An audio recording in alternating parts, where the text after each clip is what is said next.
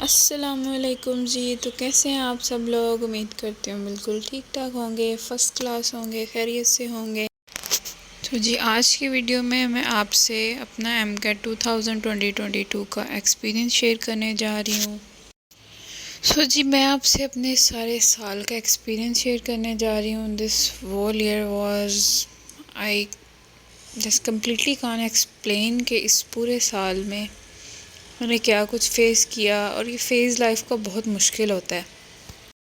तो ये 2021 में जब मेरा एफएससी का रिज़ल्ट आया तो I score 1002 marks and then वो वाला कोरोना का ईयर था और तब डिसाइड हुआ था कि स्पेशल एग्ज़ाम्स होंगे। आई थिंक सो इस ईयर भी हुए हैं, तो लास्ट ईयर भी इसी तरह स्पेशल एग्ज़ाम्स हुए थे। तो आई जस्ट डिसाइडेड कि मुझे अपने मार्क्स इम्प्रूव करने चाहिए। लाइक मेरी सब फ्रेंड्स के मार्क्स ज़्यादा थे। तो जी अभी एमकेट के ट्रॉमा से मैं पूरी तरह निकली नहीं थी and I applied for improvement exams. Special exams जो हुए थे नवंबर में आई गेस हुए थे।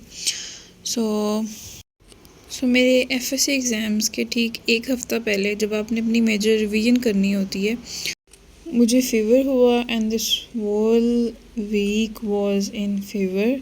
और उस फीवर के साथ मुझे हल्का हल्का हेडेक भी होता था। और जिस दिन मेरा एग्ज़ाम था, आई गेस पहला एग्ज़ाम मेरा बायो का था, एंड तब मैंने अपनी बॉडी पे कुछ निशान देखे, लाइक स्कार्स दाने थे कुछ, और मैंने बाबा को दिखाया लाइक ये क्या है। तो उन्होंने बताया कि बच्चे ये तो आपको चिकन पॉक्स निकल रहे हैं। हाँ जी, कि सुबह मेरा एग्ज़ाम था and I had chicken pox. तो आप लोगों में से किसी को अगर निकले हैं, अल्लाह ना करे, अल्लाह इससे बचाए आप सबको, तो आपने एक्सपीरियंस किया होगा कि चिकन पॉक्स में क्या होता है। उसी तरह लाइक कहते हैं कि आपको बाहर नहीं जाना चाहिए, ये और सवेयर हो जाते हैं, बट बाहर तो मुझे जाना था क्योंकि मेरा एग्ज़ाम था। तो मैंने उसी तरह चिकन पॉक्स में मैं पहले दिन जब गई तब मुझे इतना बुखार नहीं था, ज़्यादा से ज़्यादा 100 या 101 पे था आई गेस, इतना फीवर था मुझे। तो मैंने अपना पेपर दिया, वहाँ से जब वापस मैं आई घर तो वो दाने और ज़्यादा सफ़ेद हो चुके थे और उनमें बहुत ज़्यादा इचिंग होती थी वहाँ पे। तो अगले एग्ज़ाम जब मेरा नेक्स्ट पेपर था, 2 दिन के बाद था शायद, तो तब मेरी तबीयत बहुत ज़्यादा ख़राब थी। वो दाने बहुत ज़्यादा बढ़ गए थे मेरे फुल फेस पे, फुल बॉडी पे, एंड मुझे फ़ीवर बहुत ज़्यादा था। लेकिन इसी हालात में मैंने एग्ज़ाम्स दिए एंड देन उस फेज़ में मैंने अल्लाह पाक से दुआ की कि आप तो मेरे हाल से भी वाकिफ़ हैं, तो आप मेरी मदद कीजिएगा। अल्लाह पाक अपने बंदे को ना कभी अकेला नहीं छोड़ते हैं। तो मुझे उम्मीद तो नहीं थी कि मैं मार्क्स इम्प्रूव कर पाऊँगी। मैंने एक चांस लिया और तब ये भी डर था कि आपके मार्क्स पहले से कम हो जाते हैं और ये सारे क्वेश्चंस। तो मैंने डरते डरते ये स्टेप तो ले लिया था, लेकिन मुझे फ़ील नहीं हो रहा था लाइक कि मेरे मार्क्स इम्प्रूव होंगे, बिकॉज़ मुझे तो होश ही नहीं होता था। इतने तेज़ फीवर में मैंने जाना और एग्ज़ाम्स दे के आना। बट जब मेरा रिज़ल्ट आया, आई गेस 12 डेट थी, 12 जनवरी थी शायद, या 15 जनवरी, ये कोई डेट थी। एंड मैंने रिज़ल्ट तो इसी उम्मीद से देखना था कि मेरा रिज़ल्ट अच्छा नहीं आएगा लेकिन अल्लाह पाक ने करम करना था।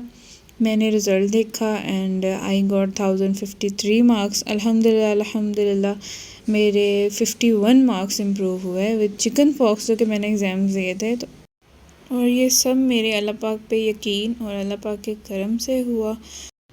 And then I just decided कि अब मुझे अपना 100% देना है एमकेट में, सो दैट मैं अच्छा स्कोर करने के काबिल हो जाऊँ। I join KIPS Sahiwal. KIPS free town में किप्स की ब्रांच है साहिवाल में, तो मैंने वो एकेडमी ज्वाइन की। तो जी बहुत हेक्टिक रूटीन होती थी हमारी। हम 8 बजे भी जाया करते थे, शाम 4 बजे, 4:30 बजे, 5 बजे तक हमें छुट्टी हुआ करती थी। और फिर सारे दिन की थकावट के बाद रात को बैठ के पढ़ते थे 1 बजे तक, 2 बजे तक। बस ये कि एमकेट में जितनी मेहनत कर सकते थे उतनी की, बाकी अल्लाह पाक पे छोड़ा कि सब आपके हवाले।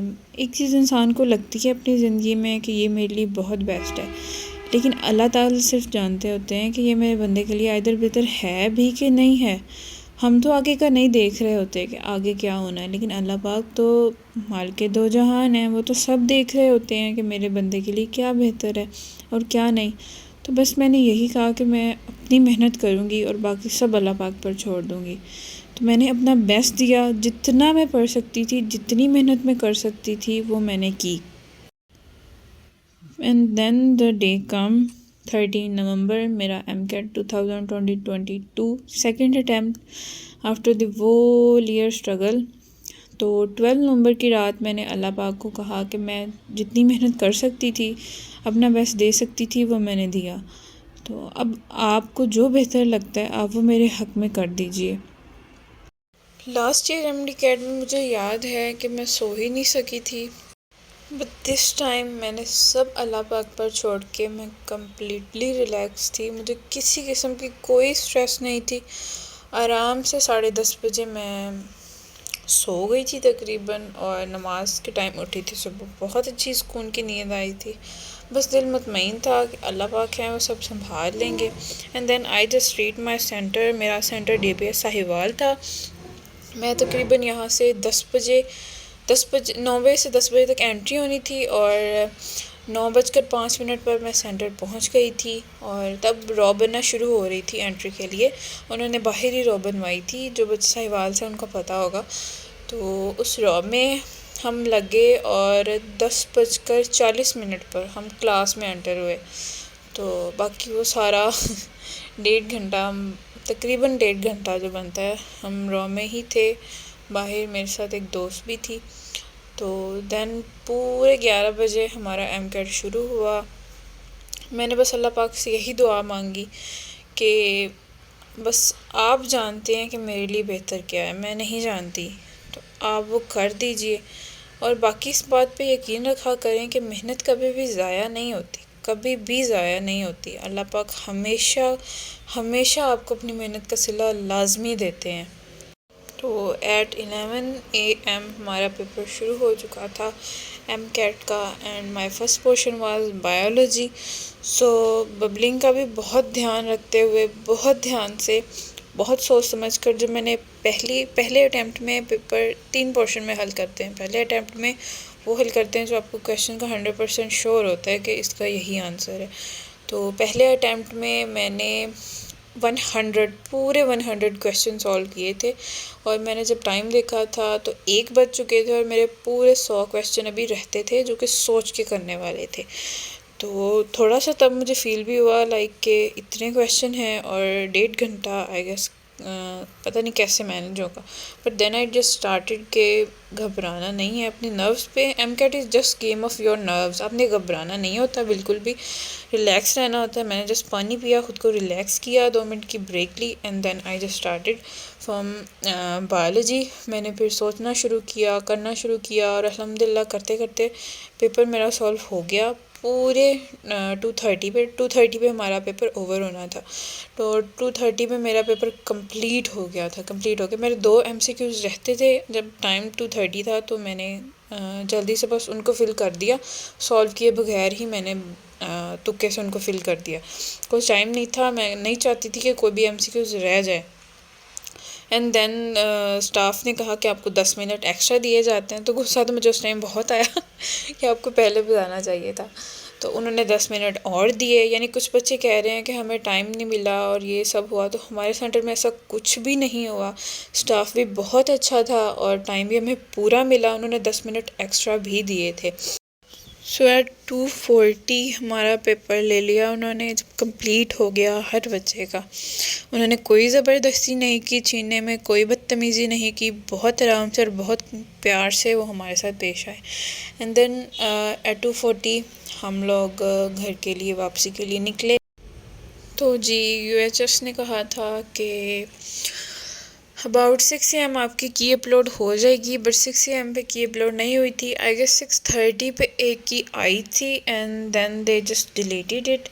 तो जब दोबारा आई थी, वो पहली से की से फिर मैंने अपने चेक करना शुरू किए। तो जैसे जैसे मैं चेक करती गई MCQs लॉन्ग होते गए, और टिल लास्ट पेपर तक तो मेरे से बोलना भी मुश्किल हो रहा था। आखिरी MCQs तक, आखिरी MCQs तक मेरे से बोलना भी मुश्किल हो रहा था। मेरे से बोला नहीं जा रहा था। बाबा रूम में आए हैं, वो कह रहे थे बेटे आ गई है कि आप चेक कर रहे हो। एंड मैं बिल्कुल साइलेंट थी, बोला ही नहीं जा रहा था, मैंने काउंट ही नहीं किया क्योंकि इतने रेड रेड, मैं रेड बॉल पेन से चेक करी तो खून की तरह लग रहे थे वो वाले मुझे बबल्स, तो मैं बोल ही नहीं पा रही थी बाबा के सामने। तो बाबा ने कहा बेटे कुछ नहीं होता, मैं आपके पास बैठा हूँ, कुछ भी नहीं होता, ठीक है, रिलैक्स होके देखो कितने मार्क्स बन रहे हैं। एंड आई जस्ट काउंटेड के 70 MCQs मेरे रॉन्ग थे जी। आई गॉट 130 मार्क्स आफ्टर वो year struggle, I got 130 marks.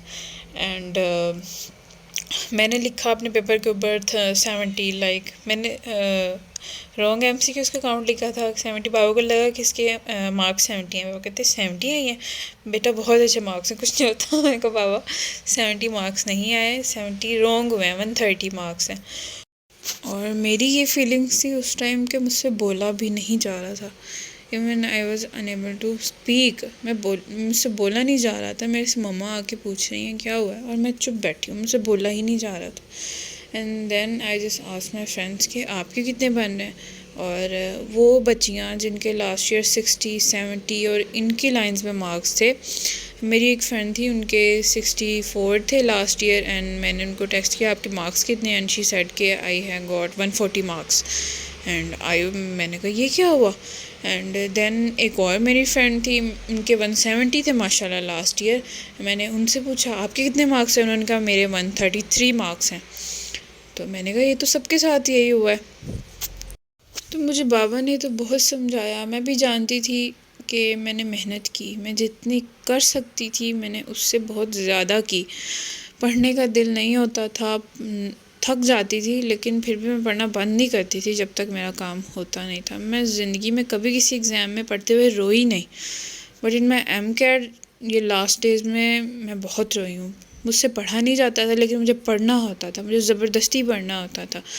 तो मैंने उतना किया जितना मैं कर सकती थी, शायद उससे ज़्यादा मैंने किया। तो मैं मुतमईन तो थी कि मैंने मेहनत तो की, अब अल्लाह पाक की इसमें कोई हिकमत होगी, वो तो मुझसे बेहतर जानते हैं कि मेरे लिए क्या बेहतर है। जैसे एक माँ होती है, जब आप देखोगे कि एक माँ अपने बच्चे को देख रही है कि उसके हाथ में नाइफ़ है, तो क्या वो उसको देगी? बेशक वो दूर से बच्चे के लिए तो बहुत चमक रही है कि यार ये तो नाइफ़ है, बहुत प्यारी लग रही है, बच्चा तो ये कहेगा, लेकिन माँ को पता है कि ये इससे ख़ुद को नुकसान पहुंचा सकता है, वो कभी भी नाइफ़ अपने बच्चे को नहीं देगी। तो ज़िंदगी में ऐसे ही होता है, हमें लग रहा होता है कि ये चीज़ ना बहुत अच्छी है मेरे लिए, बहुत अच्छी है तो बहुत, लेकिन अल्लाह पाक ना मालिक दो जहान है, ठीक है, उनको आपसे बेहतर पता होता है कि आपके लिए बेहतर क्या है, और हमेशा आपके हक़ में वही करते हैं जो आपके लिए बेहतर होता है। तो अल्लाह पाक पे ना ट्रस्ट नहीं छोड़ना। मुझे पता है इस फेज़ से काफ़ी बच्चे गुज़रे हैं जिस फेज़ से मैं गुज़र रही हूँ, लेकिन इन सब चीज़ों ने मुझे ना अल्लाह पाक के बहुत करीब किया है, मैंने बहुत कुछ सीखा है इन चीज़ों से। आप भी इन चीज़ों से सीखो और डिसहार्ड नहीं हो। जिनके मार्क्स अच्छे हैं उनको बहुत बहुत मुबारक, अल्लाह पाक आपको और नवाजे। और जिन बच्चों के मेरे तरह मार्क्स हैं, आपने परेशान नहीं होना। मैं भी इस फेज़ से गुज़र रही हूँ, बट मैंने यकीन नहीं छोड़ा अल्लाह पाक पर। अभी भी मुझे ट्रस्ट है कि जो होगा इंशाल्लाह वो बहुत बेहतर होगा। अल्लाह पाक आपकी मेहनत कभी भी नहीं रखते। आपने जो मेहनत की होती है हमेशा हमेशा आपको उसका रिवॉर्ड ज़रूर मिलता है, ज़रूर मिलता है। तो आपने बस परेशान नहीं होना, अल्लाह पाक से यही दुआ मांगनी है कि अल्लाह पाक आपके हक़ में जो करे बेहतर करे। वो रात जब मैं वो MCQ बबल शीट चेक करने के बाद, बबल शीट फिर मेरे पास ही थी, तो सारी रात जब मैं उसको देखती थी तो मैं रोई, बहुत ज़्यादा रोई, बहुत रोई। मैंने बहुत दुआएं मांगी थी, और मैं वो रात को मुझसे सोया नहीं जा रहा था, मुझसे बोला नहीं जा रहा था, बस आंसू ही निकल रहे थे, आंसू ही निकल रहे थे। सो अल्लाह पाक पर ट्रस्ट करें। I know it's hard, it's very very hard. मैं भी इसी फेज़ से गुज़र रही हूँ, लेकिन मैंने अल्लाह पाक पर ट्रस्ट नहीं छोड़ा, मैंने अल्लाह पाक से दुआ करना नहीं छोड़ा, मैं उनसे नाउमीद नहीं हुई। तो आपने भी उनसे नाउमीद नहीं होना। वो आपके रब हैं, वो बेहतर जानते हैं आपके लिए बेहतर क्या है। आप बस उनसे दुआ करते रहो कि जो भी हो आपके हक़ में बेहतर हो, और इंशाल्लाह बेहतर ही होगा। आपने हिम्मत नहीं हारनी, इंशाल्लाह इंशाल्लाह सब खैर होगी। आपने मोटिवेटेड रहना है, परेशान नहीं होना, और लोगों की बातों पे तो बिल्कुल ध्यान नहीं देना। लाइक हमारी सोसाइटी में लोगों को बहुत आदत होती है कि किसी को हिम्मत तो देनी नहीं है, लेकिन लेट डाउन करने का कोई मौका छोड़ते नहीं हैं लोग। तो आपने किसी की बात नहीं सुननी, आपने बस अपने दिल की सुननी है, और अल्लाह ताला के साथ अपने रिलेशन को और ज़्यादा स्ट्रॉन्ग करे। तो बस मेरे लिए भी दुआ कीजिएगा, अपनी दुआओं में याद रखिएगा और चैनल को सब्सक्राइब लाजमी कर दें। इंशाल्लाह I try my best to cover all. मैंने जो मिस्टेक्स की जो आपको नहीं करनी चाहिए, और अपना सारा एक्सपीरियंस मैं शेयर करती रहूँगी। जज़ाकल्लाह, अल्लाह हाफिज़।